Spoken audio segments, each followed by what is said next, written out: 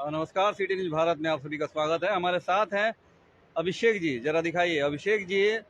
पूर्व जिला अध्यक्ष लोक जनशक्ति पार्टी, भारतीय जनता पार्टी कह लीजिए, सारे पार्टी में लगभग लगभग ये बड़े नेता के रूप में अपनी दावेदारी पेश कर चुके हैं और कार्यकर्ता और नेता सभी रह चुके हैं। ये बताएंगे हिना साहब के बारे में कि आखिर क्या इस वक्त जमीनी हकीकत है। खास तौर पे अभी हिना साहब ने प्रेस कॉन्फ्रेंस के माध्यम से एक बड़ा खुलासा भी किया और कहा उन्होंने कि मेरे पिता नहीं है, मेरे शौहर नहीं है, उसके बावजूद मैं लगातार लोगों के बीच रही हूं और भावुकता के साथ उन्होंने बहुत सारा अपील भी किया, जो आप लोगों ने लाइव देखा। हमारे साथ अभिषेक जी हैं। अभिषेक भाई, कहा जा रहा है कि स्वर्ण समाज हिना साहब के साथ है, सारे भाजपा नेता, लोजपा नेता, सभी नेता हिना साहब के साथ है। जमीनी स्तर पे क्या हकीकत आप देख रहे हैं? पिछले कुछ दिनों से जी। सिर्फ भाजपा ही नहीं, जितने बड़े राजनीतिक दल हैं, हाँ। उसके समर्पित कार्यकर्ता नेताओं के द्वारा लिए गए निर्णय से अपने आप को ठगा हुआ महसूस कर रहे हैं। आज हर दल का कोर जो वोटर है वो अपने दल से नाराज है, जिसको आपने पिछले दिनों चुनावों में देखा होगा। जो चुनाव बिहार में हुए, वोट और परसेंटेज भी कम रहा। कोर वोटर में उदासीनता है। और जो टिकट यहाँ दिया गया, एनडीए बैकग्राउंड से जो हमारे कैंडिडेट आए, उनकी विचारधारा किसी दूसरे बैकग्राउंड की रही है पिछले के दिनों में। और उन्होंने जब जदयू छोड़ते हुए जो एक स्टेटमेंट दिया था कि मैं अगर जदयू नहीं छोड़ता तो मेरा भगवाकरण हो जाता, तो ये जो लाइन है, ये लाइन पूरे लोगों के दिल में, जो एनडीए के कोर वोटर है, जो जिन्होंने एनडीए को खड़ा किया, जिन्होंने एनडीए को सींचा, समर्पित कार्यकर्ता जो रहे, जो नेता रहे, उनके दिल में चुभ गई है। और इस चुभन को वो 25 तारीख के चुनाव में ईवीएम के जरिए टेम्पू छाप पे वोट दे के, बटन दबा के इजहार करने का काम करेंगे। वो तो खास तौर पे खुद दूसरे दल में थे। उपेंद्र कुशवाहा नीतीश कुमार से अलग हो गए थे, उसके ये प्रदेश अध्यक्ष हुआ करते थे। पार्टी बदल के फिर आ गए और सिवान लोकसभा से टिकट ले लिया। जमीनी हकीकत क्या कहेंगे आप? जमीनी बैकग्राउंड जब आप राजा जी घूमेंगे क्षेत्रों में, देखेंगे, आपको याद होगा कि ओम प्रकाश जी निर्दलीय चुनाव लड़े थे।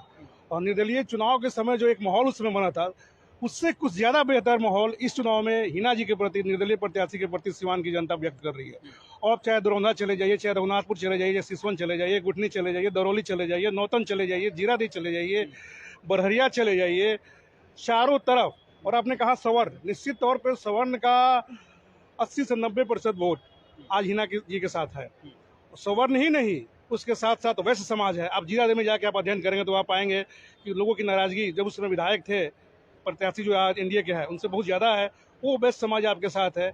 उन वैश्य समाजों की जो रिश्तेदारी सीवान में, वो यहाँ बात कर रहे हैं। और यहाँ का भी, सीवान शहर का भी आपका वैश्य वोट दरकना शुरू कर दिया है।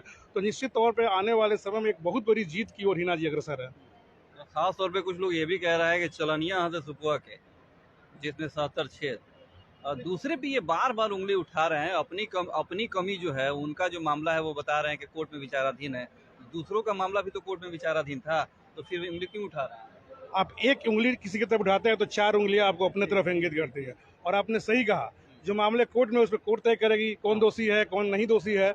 और अभी जो प्रत्याशी हैं, आप प्रत्याशी की तुलना करें, हर तरह से, हर दृष्टिकोण से जो हिना जी लगातार हारने के बाद भी समाज के बीच रही, लोगों के दुख में, सुख में, जन्मदिन पार्टी में, उद्घाटन में, जब जिसने बुलाया उस समय हाजिर रही।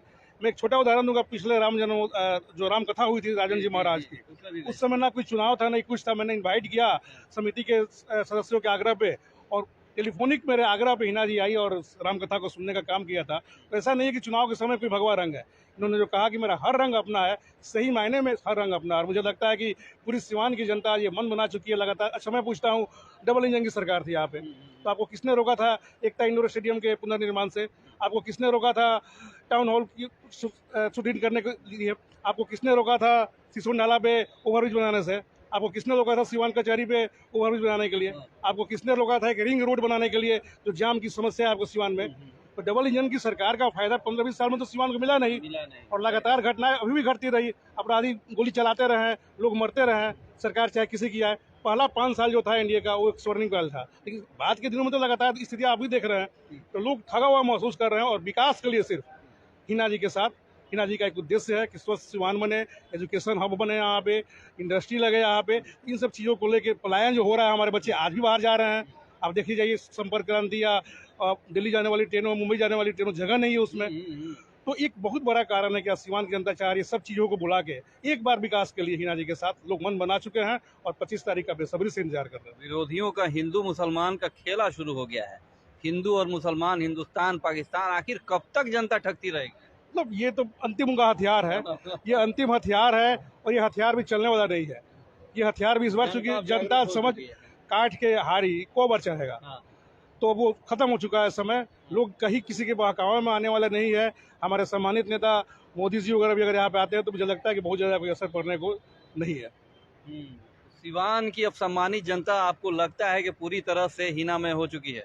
बिल्कुल बिल्कुल, देहात में जाए हम लोग से पहले जनता बता कर रही है कि सर हमने हिना जी के साथ है बानी सर, चाहे कोई तबका हो, कोई वर्ग हो, सवर्ण हो, भूमिहार हो, राजपूत हो, ब्राह्मण हो, पासवान हो, मांझी हो, राम हो, वैश्य हो, सारे लोग मन बना चुके हैं।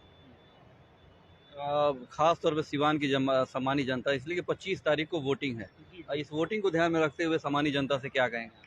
मैं सिवान की जनता से अपील करना चाहूँगा कि जो एक रिदम बना हुआ है सिवान का निर्दलीय प्रत्याशी के साथ विकास के लिए, उस रिदम को हर हाल में मेंटेन रखना है। क्योंकि कुछ अफवाहें फैल सकती है, कुछ लोग गलत करने का प्रयास कर सकते हैं, उन अफवाहों पर ध्यान नहीं देना है। वो पूरी बकवास चीज़ें हैं, उस सबसे ऊपर उठ के और 25 तक इसी रिदम के साथ हमको हिना जी के पक्ष में खड़ा रहना है, ताकि जीत तो रही है, ज़्यादा से ज़्यादा मार्जिन लेकर जीतने का काम करे और वहाँ जाए तो वहाँ केंद्र में जाकर मंत्री वगैरह बने, ताकि सिवान का एक विकास हो।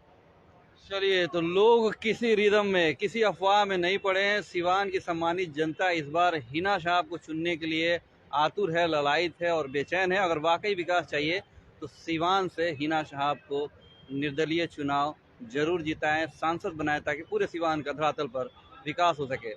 अब तक जिन लोगों ने हमारे चैनल को सब्सक्राइब नहीं किया, फॉलो नहीं किया, वो फॉलो जरूर कर ले, सब्सक्राइब जरूर कर लें। फिलहाल के लिए पूरी सिटी न्यूज़ भारत की टीम को दीजिए इजाज़त। नमस्कार।